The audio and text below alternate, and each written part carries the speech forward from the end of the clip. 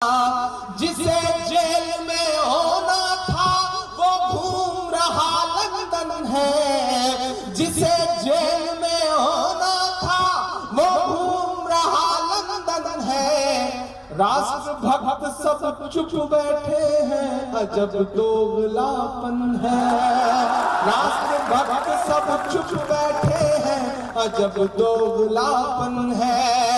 जो ये बातें कह दे वो हो जाएगा गद्दार। वाह रे देश के चौकीदार, वाह रे देश के चौकीदार। बात चौकीदार की है, बात चौकीदार की चौकीदारी की है। तो उस चौकीदार के घर से महज 4-4.5 किलोमीटर दूर बैठी एक मां के आंसुओं से रूबरू करवाता हूं आपको। दिल्ली में टॉप क्लास की यूनिवर्सिटी है जिसका नाम है जवाहरलाल नेहरू यूनिवर्सिटी। वहां एक बच्चा एडमिशन लेता है, होनहार बच्चा जिसका जामिया के एंट्रेंस में भी एडमिशन हो जाता है, वो क्लियर कर लेता है, एएमयू का एंट्रेंस भी और जेएनयू का भी। लेकिन वो अपनी अम्मी से कहता है कि मुझे जेएनयू में एडमिशन लेना है, मैं जेएनयू को जानना चाहता हूँ, प्रतिरोध को जानना चाहता हूँ। वो जेएनयू में एडमिशन लेता है, हॉस्टल में शिफ्ट होने के लिए जाता है। पहले दिन कुछ लफंगों से उसकी लड़ाई होती है और वो लफंगे उसे पीटते हुए कहते हैं इसे 72 हूरों के पास भेज दिया जाए। अगली दोपहर 11 बजे से वो लड़का गायब है। तकरीबन 40 दिन होने को आ गए हैं, लेकिन चौकीदार के कान पर जूं तक नहीं रेंग रही है। वो मां जेएनयू में बैठ के चीख चीख कर कह रही है कि मुझे मेरा बेटा वापस कर दो, मुझे मेरा लाल वापस कर दो, मुझे मेरा नजीब वापस कर दो। वो मां इंसाफ मांगने के लिए जब जंतर मंतर की तरफ कूच करती है, वो मां इंसाफ मांगने के लिए जब इंडिया गेट की तरफ कूच करती है, तो उस मां को चौकीदार के मातहतों के इशारे पर पुलिस घसीटते हुए थाने ले जाती है, गुमनामी के साथ रख देती है।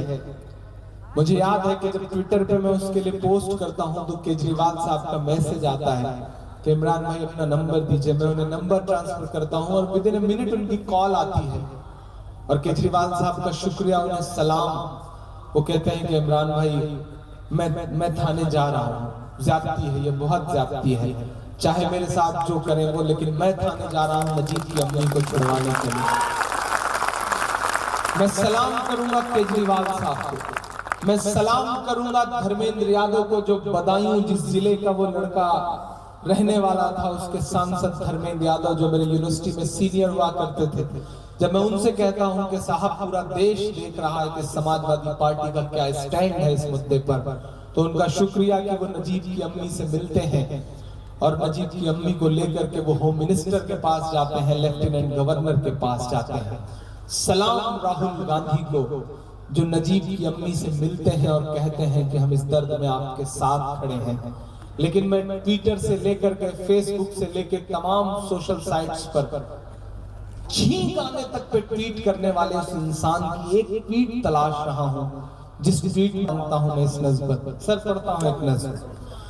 सुना था कि बेहद सुनहरी है दिल्ली, समंदर सी खामोश गहरी है दिल्ली।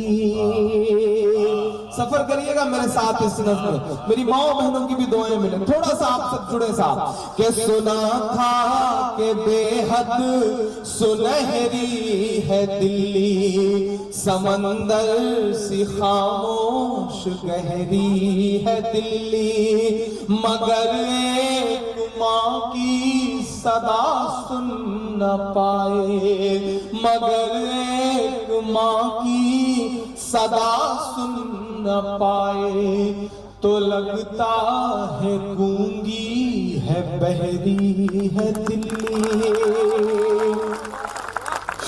मगर एक माँ की सदा सुन न पाए, तो लगता है गूंगी है बहरी है दिल्ली। मैं जब मिल के लौटा था नजीब की अम्मी से शंकर भाई, तो मैं बहुत देर तक रोता रहा, आंसू रुकने का नाम नहीं ले रहे थे। मेरे पास कलम और कागज नहीं थे, मोबाइल था, मैं मोबाइल के इनबॉक्स में ये नज्म टाइप कर रहा था, नज्म हो रही थी और स्क्रीन पर मेरे आंसू बारहा गिरते थे और मैं अपने ही आंसुओं को साफ करके फिर टाइप करता था इस नज्म को। मेरे आंसुओं को जाया मत होने दीजिएगा, मेरे आंसुओं के साथ सफर करिएगा इस नज्म में। मैं पढ़ता हूँ साहब कि सुना था कि बेहद सुनहरी है दिल्ली, समंदर सी खामोश गहरी है दिल्ली, मगर एक माँ की सदा सुन न पाए तो लगता है गूंगी है, बहरी है दिल्ली।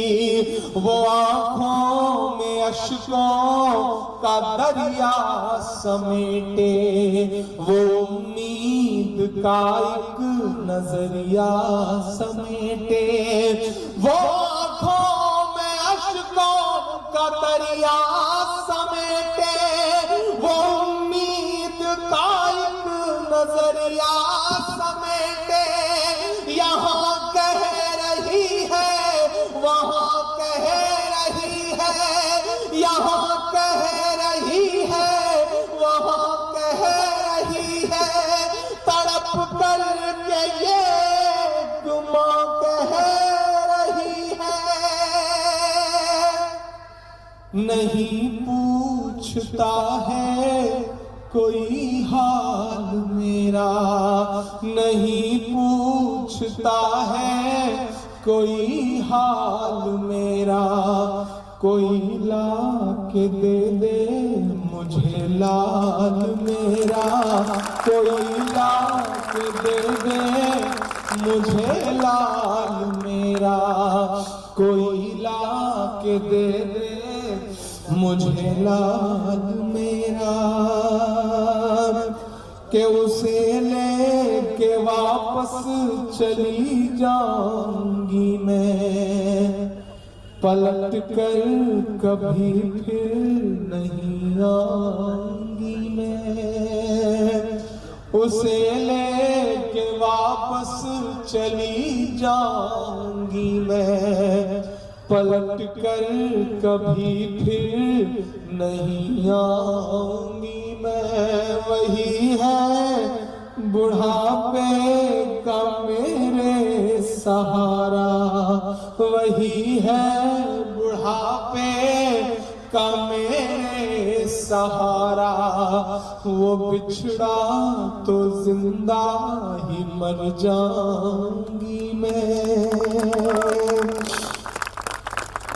उसे लेके वापस चली जाऊंगी मैं, पलट कर कभी फिर नहीं आऊंगी मैं। वही है बुढ़ापे का मेरे सहारा, वो बिछड़ा तो जिंदा ही मर जाऊंगी मैं। वही है मेरी जिंदगी की कमाई, वही है मेरी जिंदगी की कमाई, वही तो है सदियों का आमाल मेरा। कोई ला के दे दे मुझे लाल मेरा, कोई ला के दे दे मुझे लाल मेरा, कोई ला के दे दे मुझे लाल मेरा। हिंदुस्तान के हर टॉप मोस्ट टीवी चैनल्स के ऑफिसेज हैं महज 4 से 5 किलोमीटर दूर। देश का प्रधानमंत्री रहता है 5 किलोमीटर दूर, राष्ट्रपति रहते हैं 3.5 से 4 किलोमीटर दूर, हर बड़ा मिनिस्टर रहता है। लेकिन गली गली भटकती हुई अपने बेटे की तलाश में रोती हुई माँ के आंसू किसी को नजर नहीं आ रहे, सिर्फ इसलिए क्योंकि उसका नाम नजीब है, शायद सिर्फ इसलिए।